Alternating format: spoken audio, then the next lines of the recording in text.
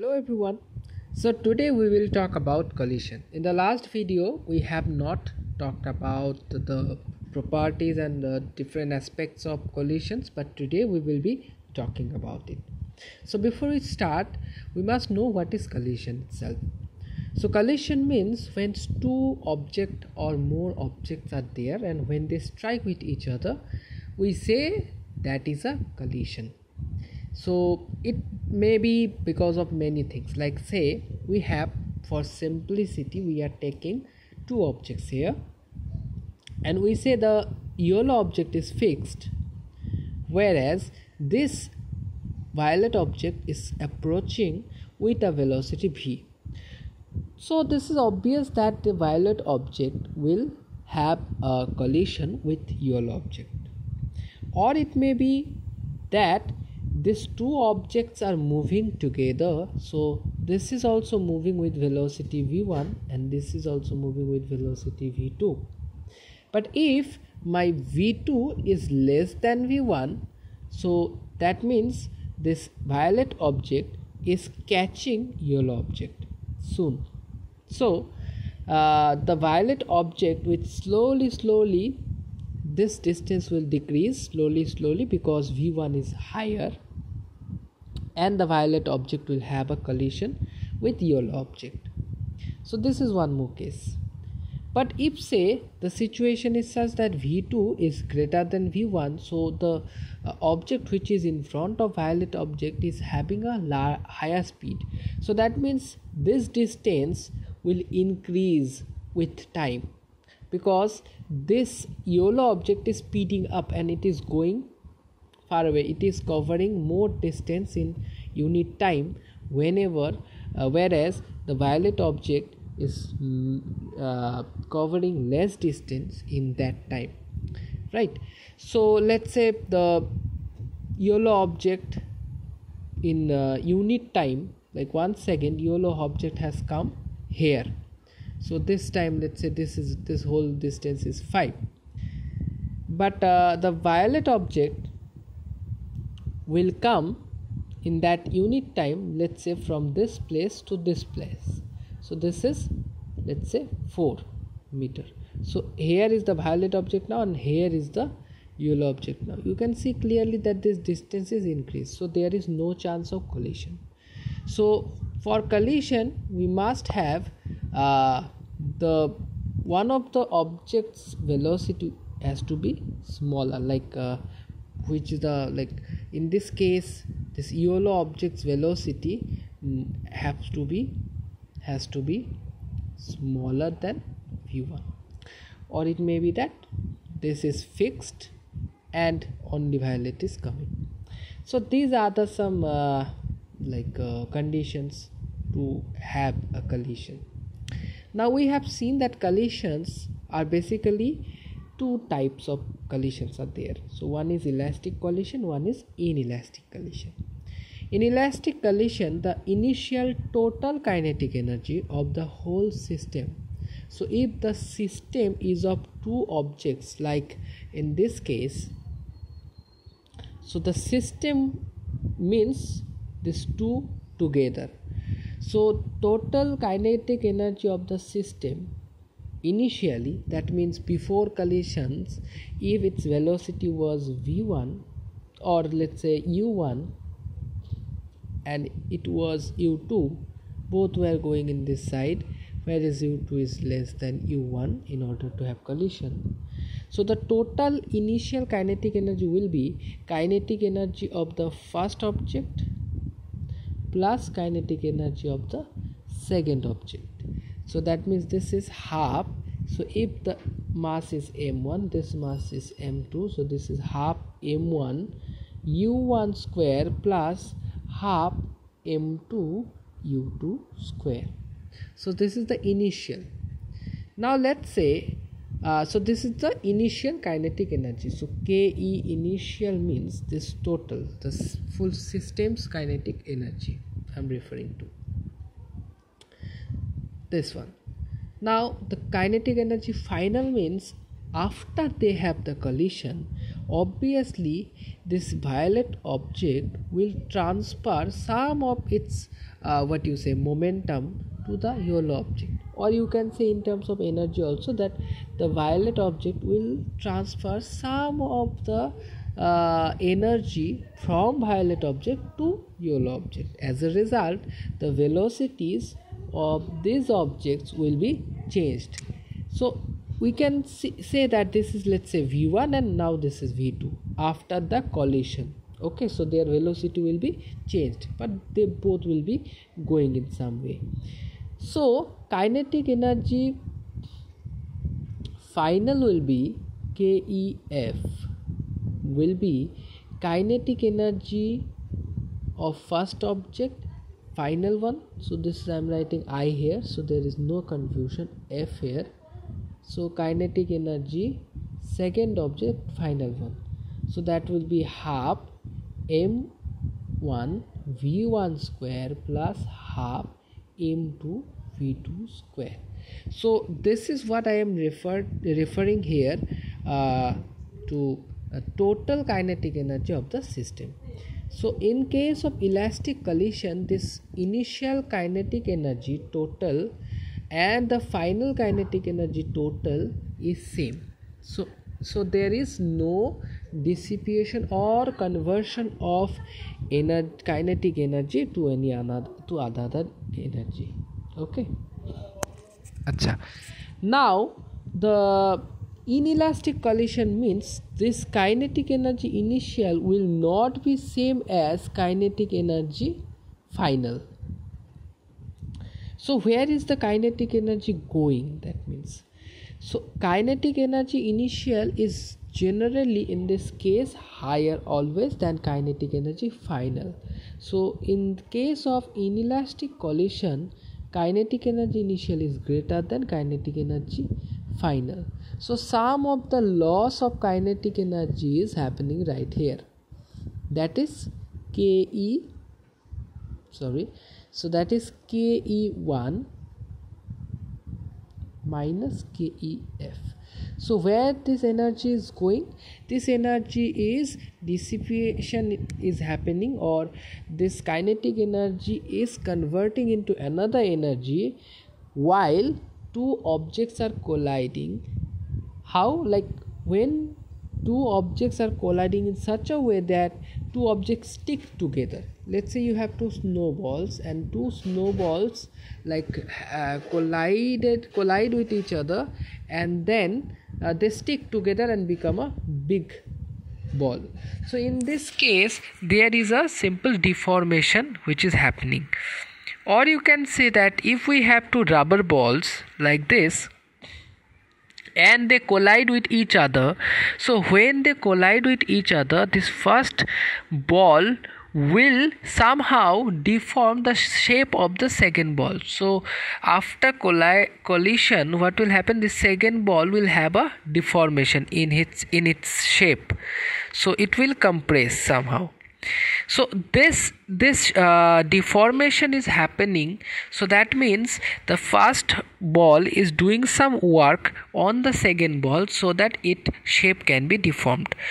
Now you know that when something does some work to another object or something, so in those cases some of the energy from the first object has to be transferred to another object, okay, where the work is being done.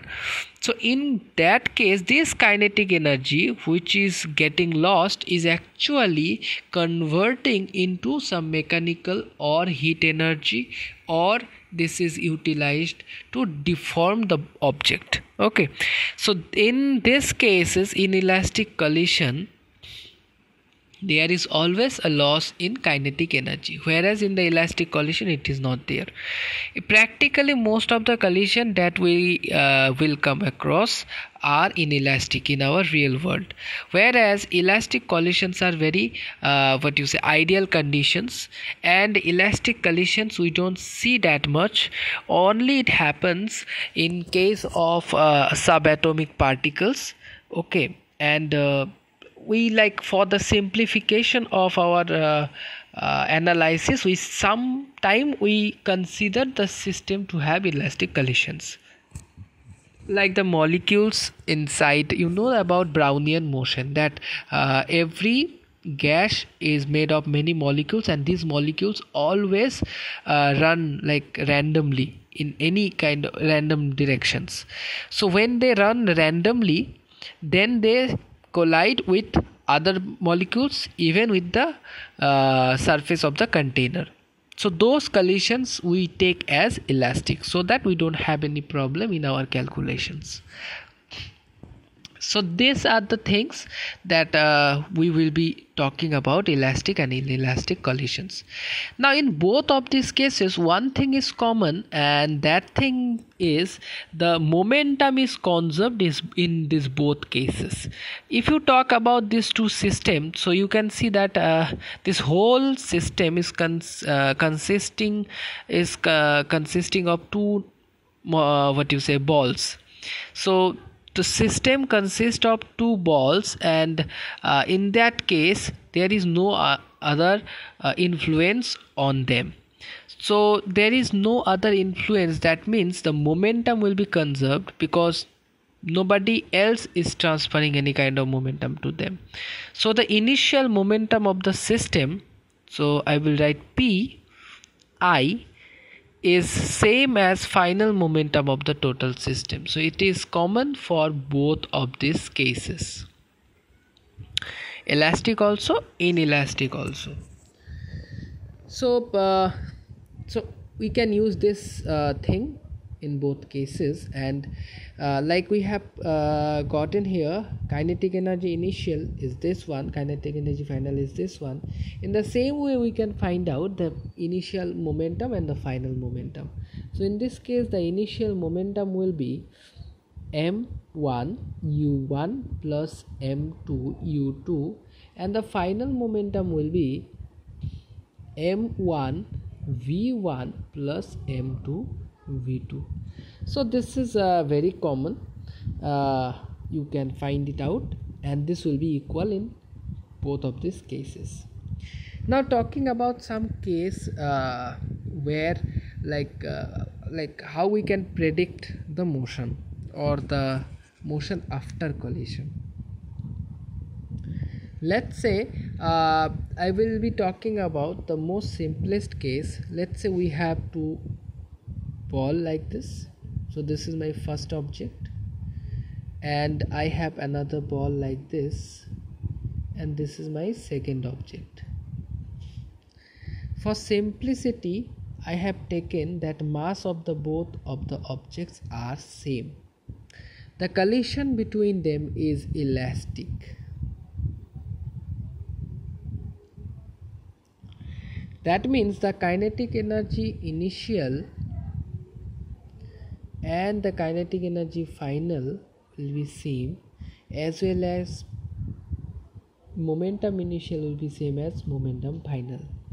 So if we apply this two, so first I will write here the kinetic energy conservation law, that is half m. So before let's say before collision the velocity was u1 and u2, and after collision the velocities were v1 and v2. Now so the energy before collision was mu1 plus square plus half m u2 square is equal to half m v1 square plus half m v2 square. Right? Now if I cancel this half and m, or if I take common and cancel, I will get u1 square plus u2 square is equal to v1 square plus v2 square. In the second hand, I can write the momentum conservation law as my initial momentum, that is mu1 plus mu2 is equal to mv1 plus mv2, and from there I can write u1 plus u2 is equal to v1 plus v2. From this case I can also do one thing, that is u1 square minus v1 square is equal to v2 square minus u2 square. So this is a form, we can use the formula a square minus b square. So I can write u1 minus v1, u1 plus v1 is equal to v2 minus u2, v2 plus u2. Now in the right hand side, from here also I can get u1 minus v1 is equal to v2 minus u2.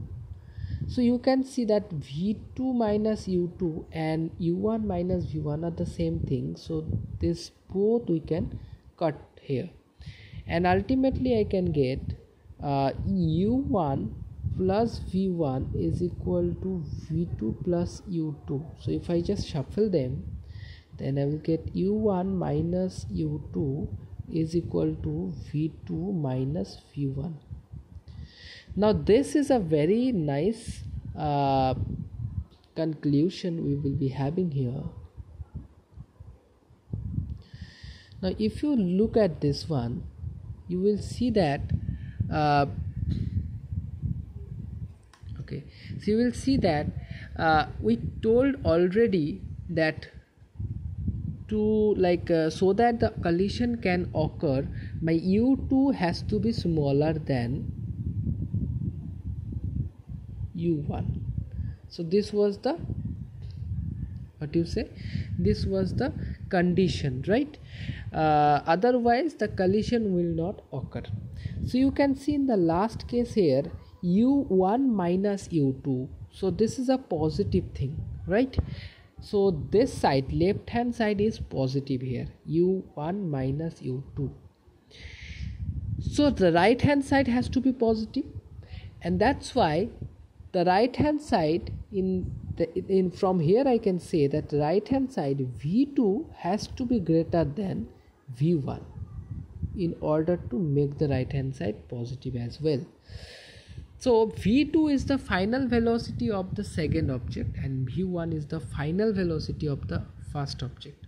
So the thing is that before collision, the first object, like the yellow object, was having higher speed and it was approaching the red object, and after collision the velocity of the red object is higher than that of the yellow object.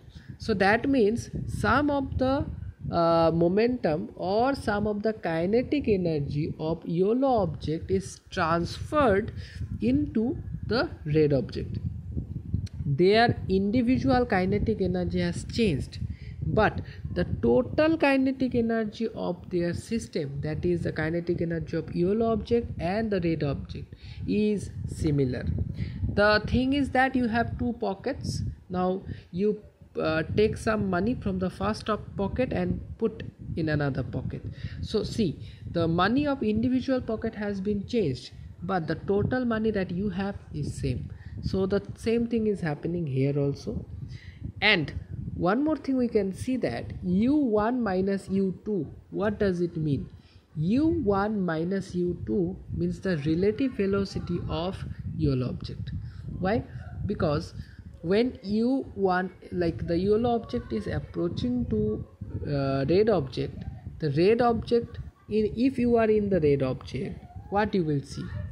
You are staying in the red object, so for you red object is fixed and yellow object is approaching towards you, right?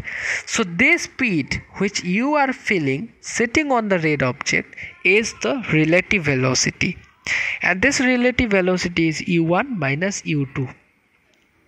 Whereas after the collision, when you are on the red object and you are speeding up, so you will see that you are going away from the yellow object. So that relative velocity is v2 minus v1, whereas v2 is the velocity of red object where you are sitting, and v1 is the final velocity of the yellow object, which is like for you, which is apparently going away from the red object. So ultimately this equation means u1 minus u2. So u1 minus u2 is equal to v2 minus v1. This means that approaching velocity, so this is approaching velocity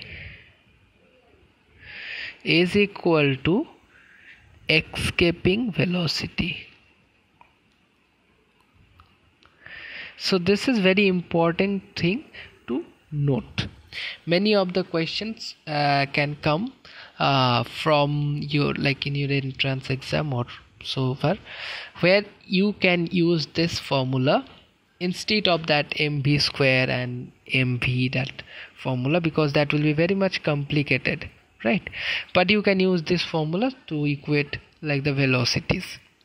If three quantities are given, and if you want to find out the fourth quantity, you can find it out from here, provided the masses are same. So this only happens when the mass is same. So if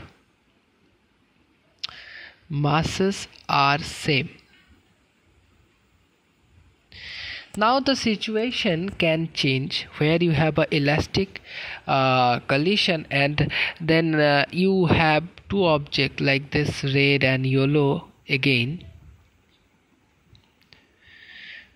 and they collide with each other. But now let's say in this case you have different mass m1 and m2, but in that case let's say this was at, so my u2 was 0, u1 was there as it is. After collision I want to see what is happening. So now I can use my that same thing, that kinetic energy is conserved and my momentum is also conserved. So I'm creating separation here, and I will write here that if kinetic energy is constant, then half m1 u1 square, now plus half m2 u2 square. If I write u2 is 0, so I'm not writing because that term will be 0. So initial kinetic energy is only this much, the half m1 u1 square, and the final kinetic energy, let's say in the final case this is having a velocity v1 and this is having a velocity v2, because a yellow object is transferring some of the energy to red object. So this will be half m1 v1 square plus half m2 v2 square.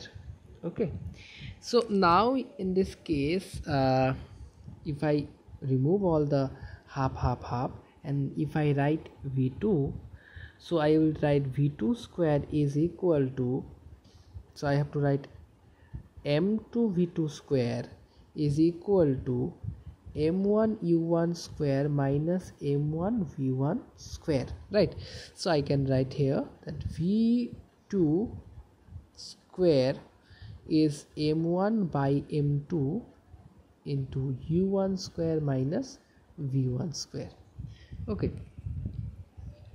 and from here I can write that m1 u1, because u2 is 0, so that term again is 0, and the final is m1 v1 plus m2 v2. Now I don't know the direction, so I'm taking everything plus.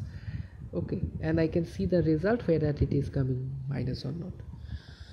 So from here I can again find out u1 and v1. So what I can do, I can write m2 v2 is equal to m1 u1 minus m1 v1. So if I take common m1, so it is u1 minus v1, and this is m2 v2, right?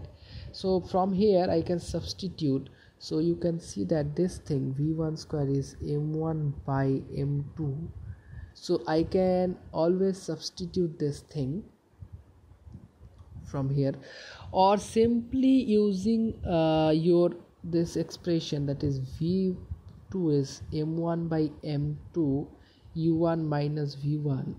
From here also we can note, like we can see many property. Okay, we can predict many things. Or what we can do, we can simply substitute this value. So this square also, again I can write this, and this I can write, and then I can substitute it and see like what I get. Okay, so but if you talk about equation 1, so equation 2 of what I will get, so I'm writing from equation 2. So v2 square is m1 by m2, m1 by m2, then we have u1 plus v1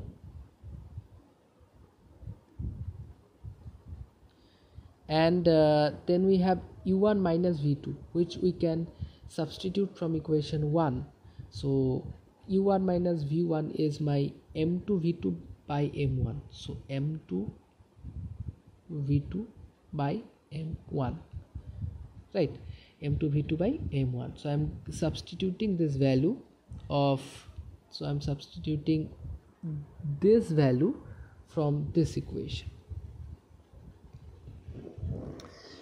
Okay, now if I write it down or simplify it, so I can see that this v1 square and v2 square and that v2 will go, we will get only one v2, m1 will cancel out, so this m1 cancel out, m2 cancel out, so I will get this is u1 plus v1. So look at this one, v2 is the final velocity of v2 was the final velocity of the red object, and your v1 is the final velocity of the first object, and u1 is the initial velocity of first object. So if I know the initial and final velocity,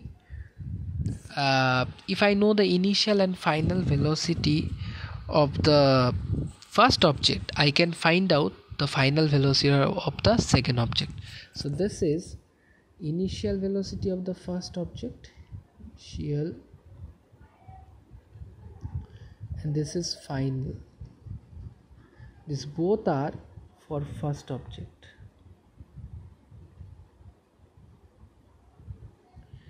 Then I can find out final for second object.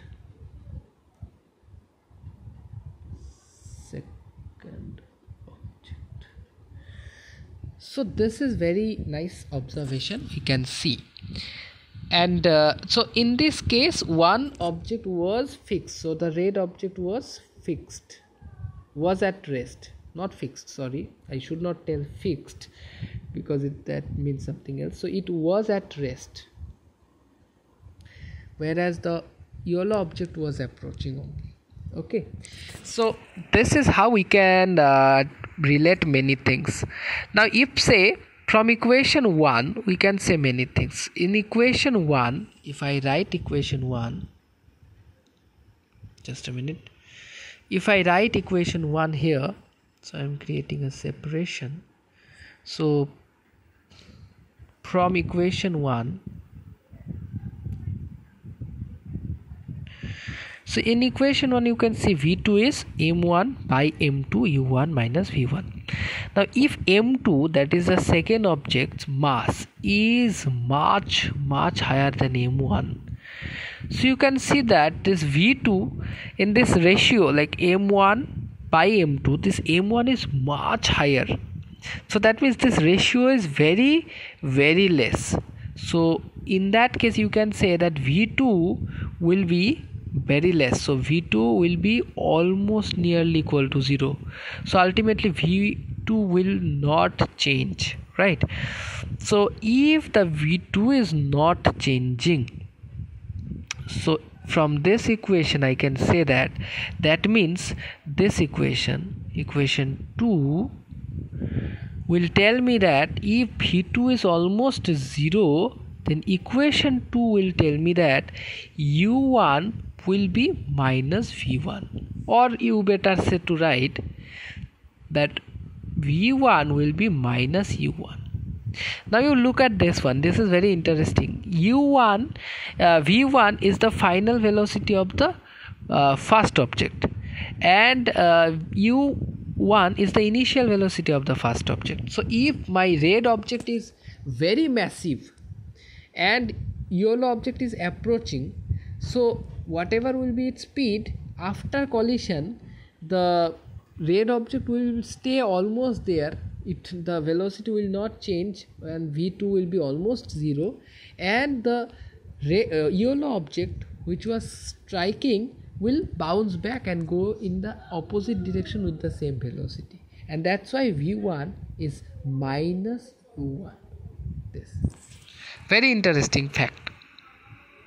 Now if the opposite situation happens here, let's say if m1 is much higher than m2, so you can see from this equation that this v2 will be massive, right? So the v2 will be massive, and also from equation 1 we can see that I can write equation 1 as u1 minus v1 is equal to m2 v2 by m1. So m2 v2 by m1. Now I told you that m1 is massive. So if m1 is massive, so this right hand side will be very less, nearly equal to 0. So u1 is equal to v1. So in this case you can say that if if your m1 is much larger, then you can see something very unexpected behavior. Okay, so in that case what will be issue ki if you just swipe these two sides, so you can say that my u1, the initial velocity, is almost same as the final velocity. So as it is, no collision has happened, and this yellow mass is going as it is. So the situation will be such that I will draw here. I will try to draw here. So the fact will be here like this: ki the yellow mass is really big, very big, massive, and your small mass is this much, let's say, very less. So obviously the it's kinda like a big you have some dust particle, and then you are throwing, or you say better this is a baseball. Let's say this is a baseball, and these are some air molecules. So for one molecule, for one air molecule, it doesn't matter for the ball to strike this air molecule. The almost whatever will be the initial velocity after collision, the final velocity will be same only, right? Because it is very less. So it is with our common sense also we can see this thing. So that thing is happening here. Okay, so these are some interesting facts about this collisions, and we can see for inelastic collision what can happen. For inelastic collision, it is also very interesting that, let's say we have this red ball is here, and we have a yellow ball is here, but these are made of, let's say, mud. So after collision, what will happen? After collision, they will stick together, let's say. So when they stick together, so this is your yellow ball, and how to draw? Now this is very much difficult to draw. Okay, so I will try to draw it. So let's say this is your red ball. Oh, but that will grow bigger because their masses are being added up, so they will grow a little bigger, and half of the part will be your red ball ka part, half of the part will be your yellow ball ka part. So ultimately what I am trying to tell you that in this case, this is the inelastic collision case. elastic collision case. So here it is very easy to tell. See, so this one will be, let's say, your M1, this is your M2. They were moving with U1 and U2 speed, and now after collision, because they are together, so they will move with the same speed, let's say V. So what will be their mass? Their mass will be simply added up, that is M1 plus M2. So inelastic collision, that means my kinetic energy initial will not be same as kinetic energy final. So only one weapon I have, one tool I have, that is momentum initial is momentum final. So in this kind of mathematics, it's very easy to do because we have to only apply one condition. So I can write initial momentum total of the system, that is, I'm talking about this whole part, is same as the final momentum. So total mass is this into the velocity is this. So I can find out easily that velocity is m1 u1 plus m2 u2 by m1 plus m2. Now if their masses are same, then so it's very easy, we can directly say that if m1 is equal to m2, then v1. So if you write this equation here,